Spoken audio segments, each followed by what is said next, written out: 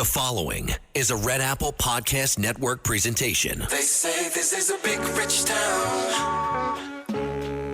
I just come from the poet's part.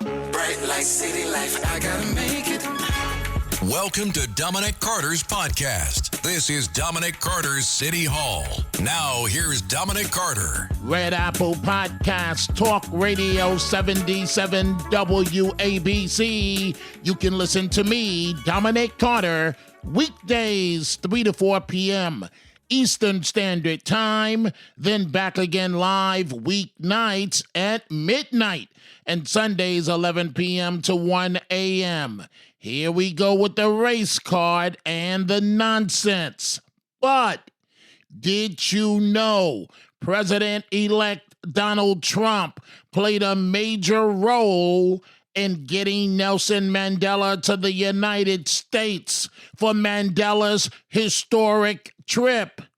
Why should facts get in the way of a racism narrative? This is my podcast. Let's go. My, oh my. It just can't be that Trump ran a masterful campaign and Kamala Harris was the worst possible candidate Democrats could put up. No. Princeton professor Eddie Glaude on MSNBC says white Americans voted for Trump because they feel, quote, whiteness is under threat, unquote.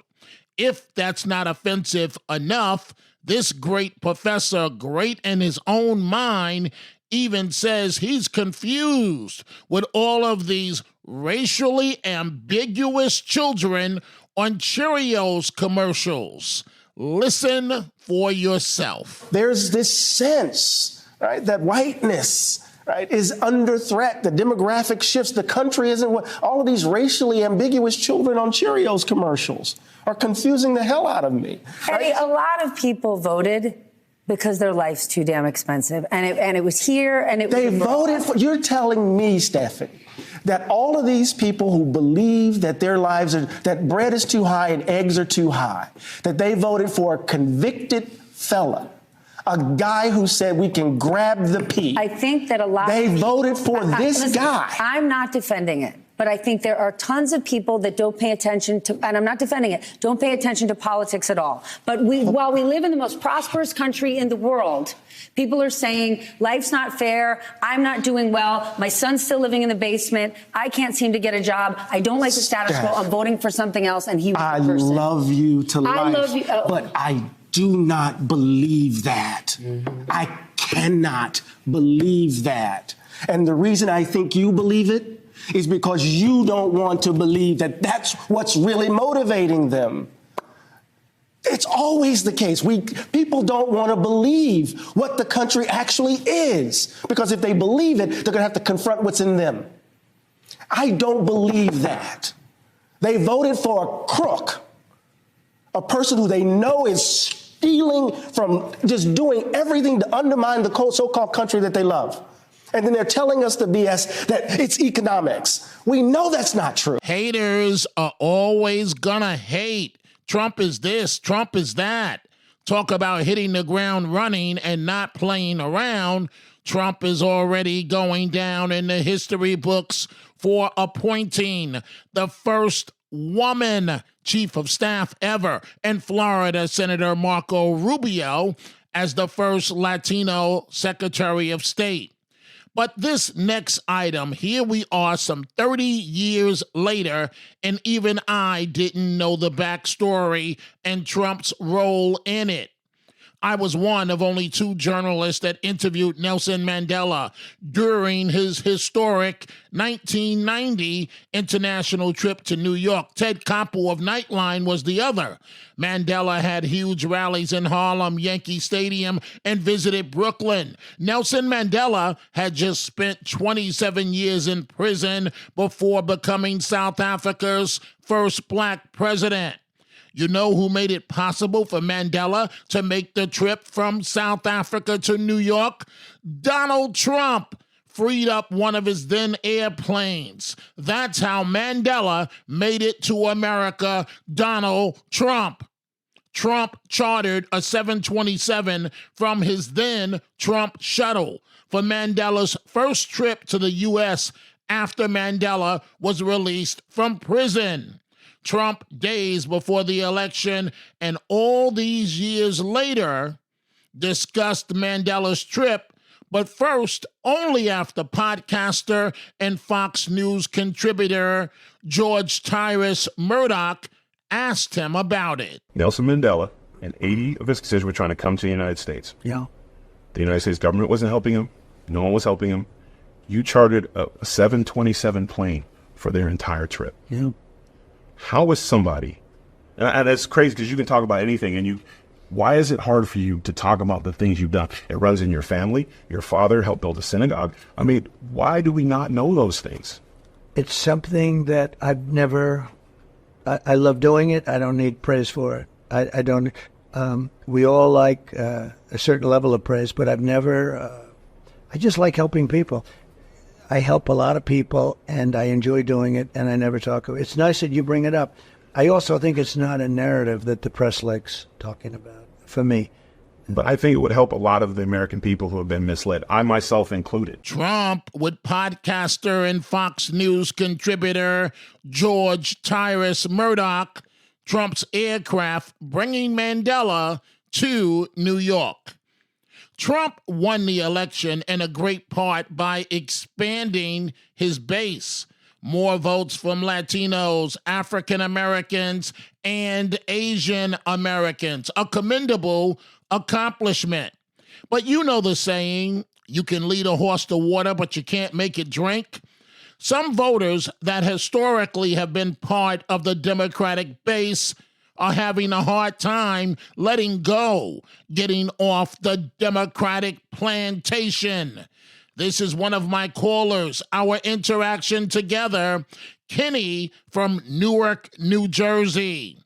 I'm proud of Kenny for paying attention to the political process, but Kenny, get off the plantation. In other words, just like they wouldn't impeach him because they didn't. The Democrats didn't have enough votes and stuff because Mitch McConnell and all them stuff. They so scared of Trump and stuff. It's Kenny, that's part of the political process. If Kenny, if you don't have enough votes, right, in the Senate, that's the way the game is played. But see, this is what I'm saying, Kenny. Yeah, we got to get off the plantation, man. People died. No, please don't come. That see. Now you talk. That's kind of you being condescending. No, I'm not. Hey, Kenny. First of all, Kenny. People are going to complain that I'm giving you so much airtime, and I am giving you a lot of airtime, right? Because I'm trying to help you, man. I really am. You can't, Kenny, I learned, Kenny, listen to me. Kenny, listen to me. I'm going to be real with you right now. I'm going to be completely real with you right now. Go ahead. I went through mind-altering experiences years ago. Because I would walk in rooms in New York City, and I thought I was in South Africa because I was the only black person there. So I would walk, Kenny, please listen. I'm trying to get you to open your mind. I ain't saying nothing. Okay, I would walk into the Blue Room at City Hall, in New York City Hall, back in 1988. And I'm a kid from the projects in the Bronx. I just graduated from college. And I'm fortunate enough to be there. And there were no black cameramen, no black soundmen. I'm the only black dude there. This has been my life, all my life. And I'm trying to tell you, man, it's time to wake up. And it's time. Stop eating that garbage that Democrats are selling you. No. See, Dom, I'm telling you, Trump don't have the cognizance. They always talk about Biden and had the cognizance. Trump, I can look at him right now. The day of the election, you can tell in his voice and stuff. So he doesn't, and Obama does. So he doesn't, and Obama does. Obama sold you a bill of goods, man. What about Obama? This has nothing to do with Obama. You just said Trump doesn't have the cognitive ability. No, but right? He's not. Obama's not running for president no more. Okay, so wait. So if Trump doesn't have the ability, after all he's been thrown through in the kitchen sink, How is he still standing now saying how you like me now if he doesn't have the ability? He can say whatever he wants. I'm just telling you, he don't have that. You can see him. They say about Biden. At least one thing I could give the Democrats president their kudos. Kenny, I got to move on because every phone call is lit up. You get a letter from me next week. And Kenny, if you want to continue this at another time by calling back, we can. I'm just telling you, man, from one black man to another, wake up. Stop believing that garbage. AOC is getting rich, telling you what you want to hear, and your life is not improving one bit. Oh, yes, it is. Yes, it is. How is your life improving under these Democrats? Tell me. How is it? Like I said, Dominic, answer my question quickly. How is your life improving under these Democrats? Your migrants are taking your jobs. You can't walk the street safely because of crime. How are Democrats improving your life? You see, I'm gonna tell you now. I'm glad you mentioned that, and I'm let you go. It's gotta be quick, Kenny. I've given you more time. Go ahead. Okay. I call it. No. Answer my question. Don't duck my question. How has your life improved under this garbage game that AOC that looks good is running to you? Who should be a bartender, and it's an embarrassment that she's in the halls of Congress. How has your life improved under this Democratic game? Answer the question. That's the thing that you always. So you're not gonna answer the question because I got to move on. Okay. Will you answer the question? My life it's real simple. How has your life improved? No, because you always doing that, Dominic. You always. How has your life? I know that you're not giving me an answer. How has your life improved? You answer because okay. You want to hear what other people. I just want you to tell me how has your life improved under Democrats. That's all I want to know. Quickly. It's better. I'd rather be under them than the Republicans. Okay. Plantation. Because I know what plantation. No, Kenny, I gotta go. But Kenny, I'm telling you with love, man. I'm telling you with love, brother. Seriously, wake up. Democrats are going to have you broke your entire life with nothing, and each generation of your family is, and I don't want this for your family, is going to be starting from zero with a crutch of I'm a victim, and because I'm black, I'm entitled to everything for free. Come on, Kenny. One of my callers, Kenny from Newark, New Jersey. Happy days are here again with Trump appointing no-nonsense Tom Homan as his border czar. President-elect Trump announced that Homan, his former acting head of Immigration and Customs Enforcement, ICE baby, will join his second administration to oversee border control. Here are some of his hits, if you will, testifying before Congress. You want to know why there's 50,000 people in detention? You want to know why we have 1 million illegal entries in the United States? You want to know why we have these issues? Because you have failed to secure the border. You have failed to work with this president to close the 3 loopholes we've asked for 2 years to close. So if you want to know why this issue exists, you need to look in the mirror. You have failed American people for not securing the border and closing loopholes. Mr. Homan, please respect the chair and the authority of the chair. The time of the gentleman has expired. I've asked you politely to let me go beyond my time, and you let other people go beyond their time, but not to Tom Homan. He don't get to go beyond his time. Mr. Homan, we have approved an agreement between the Republicans and the Democrats with the ranking member. We increased the time of one member of Congress who was interrupted by a protest. That is done with the approval of the ranking member. Please respect the chair's authority. I respect the chair's authority, but the chair... Mr. Homan! You work for me. I'm a taxpayer. I'm a taxpayer. You work for me. So the recommendation, of the many that you recommended family separation. I recommended zero tolerance. Which includes family separation. The same as is with every U.S. citizen parent gets arrested when they're with a child. Zero tolerance was interpreted as the policy that separated children from their parents. If I get arrested for DUI and I have a young child in the car, I'm going to be separated. When I was a police officer in New York and I arrested a father for domestic violence, I separated that father from his family. Mr. Homan, with all due respect, legal asylees are not charged with any crime. When you enter the country illegally, it's violation 8 United States Code 1325. Seeking asylum is legal. If you want to seek asylum, you go through the port of entry, do it the legal way. The Attorney General of the United States has made that clear. Okay. Holman is a former police officer and Border Patrol agent. He has worked under 6 presidents. During his 3 decades in law enforcement, he was executive associate director of enforcement and removal operations for immigration and customs enforcement under President Obama.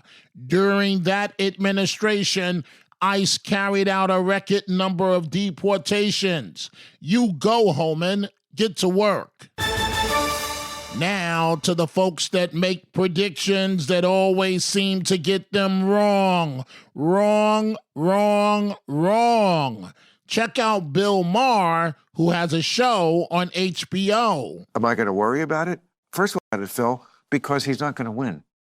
So you think he's just worn it out? You think people are just going to get fatigued? Enough. I feel category fatigue. I mean, it's just going to be, we're talking about a few 100,000 people perhaps, but I think it's going to be a little closer than that. First of all, she's definitely going to win the popular vote, as Democrats almost always do now. But I think she will win. I think he will, of course, go batshit insane, as he always does. He won't accept it.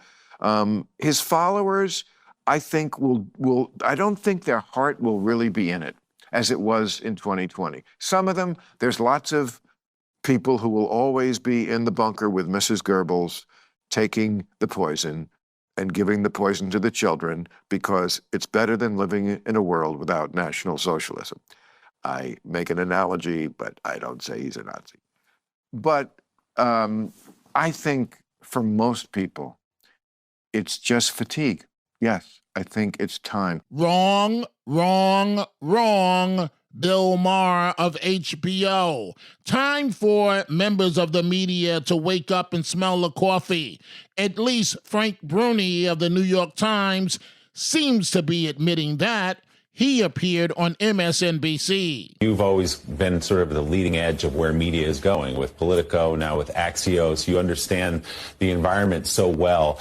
How do Democrats, and frankly, how does legacy media need to change the way it thinks about getting information? I mean, a lot of the voters who went out and voted for Donald Trump, that so many people are wondering what happened here, they're not watching, frankly, this show. They're not reading the New York Times. They're not consuming media that way. And the Trump campaign found those voters where they live. So how do Democrats need to change the way they communicate to voters, if you think that's part of the problem?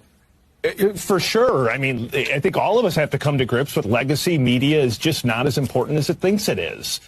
It is to you, it is to me. That's a relatively small group of people who rely on us for their information. And you have to go into the world as it is, not as you wish it to be. And basically, the way people get information is shattered into 20, 30 different pieces. And so if you just look empirically at the numbers, Joe Rogan's more important than any of us. He just has a much bigger, hyper-connected audience that listens to his every word. So maybe listen to Joe Rogan and kind of understand, like, what is he talking about? What are the guests that he has on? What are the issues that they care about?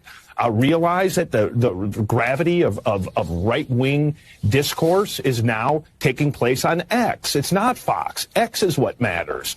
Elon Musk is now, I wrote about this yesterday, arguably the most powerful civilian in the history of the country. He controls information flow. He controls multiple businesses. He has the president's ear. He's going to be in charge of some newfangled organization to gut government spending. We've not seen a person with that kind of clout across those sectors. But where his real power comes from is X. People thought he was an idiot when he bought X because he lost a lot of money. He's got a lot of money. And now he happens to have the most powerful platform on the right, and politics is downstream from information. And there's just a whole new information ecosystem out there. So for us, for you, for Democrats, for Republicans, you have to understand that you now are going to have to basically navigate 20 or 30 different parts of the ecosystem if you want to connect with the American people who vote. Frank Bruni of the New York Times on MSNBC. Wake up, media. You are not as important as you think you are. Imagine this, the best pasta sauce you have ever tasted. sits abandoned on a plate. Wasted sauce. That is a tragedy. If only you had used Barilla al Bronzo pasta. Its bronze-cut texture holds your sauce and scoops up every last drop. The Italians call that scarpetta. Capture sauce the Italian way. Barilla al Bronzo. Click or tap the banner to find out more. Americans love using their credit cards, the most secure and hassle-free way to pay. But D.C. politicians want to change that with the Durbin-Marshall credit card bill. This bill lets corporate megastores pick how your credit card is processed, allowing them to use untested payment networks that jeopardize your data security and rewards. Corporate megastores will make more money, and you pay the price. Tell Congress to guard your card, because Americans lose when politicians choose. Learn more at guardyourcard.com. Hi, I'm Richard Karn, and you may have seen me on TV talking about the world's #1 expandable garden hose. Well, the brand new Pocket Hose Copperhead with Pocket Pivot is here, and it's a total game changer. Old-fashioned hoses get kinks and creases at the spigot, but the Copperhead's Pocket Pivot swivels 360 degrees for full water flow and freedom to water with ease all around your home. When you're all done, this rust-proof anti-burst hose shrinks back down to pocket size for effortless handling and tidy storage. Plus, your super light and ultra-durable Pocket Hose Copperhead is backed with a 10-year warranty. What could be better than that? I'll tell you what, an exciting radio-exclusive offer just for you. For a limited time, you can get a free Pocket Pivot and their 10-pattern sprayer with the purchase of any size Copperhead hose. Just text WATER to 64,000. That's WATER to 64,000 for your 2 free gifts with purchase. WATER to 64,000. By texting 64,000, you agree to receive recurring automated marketing messages from Pocket Hose. Message and data rates may apply. No purchase required. Terms apply. Available at pockethose.com/terms. And that's all the time we have for this episode. You can listen to me, Dominic Carter, weekdays, 3 to 4 p.m. Eastern Standard Time, then back again live weeknights at midnight. And on Sundays, 11 p.m. to 1 a.m. You can follow me on Twitter, on X, at Dominic TV, at Dominic TV, on Facebook and Instagram, at Dominic Carter TV, at Dominic Carter TV. Red Apple Podcast, Talk Radio 77, WABC. I gotta make it. Dominic Carter socials on Twitter at Dominic TV and Facebook and Instagram, Dominic Carter TV. Email at dominic.carter@wabcradio.com. Until the next episode, be well. And as Dominic always says, stay positive.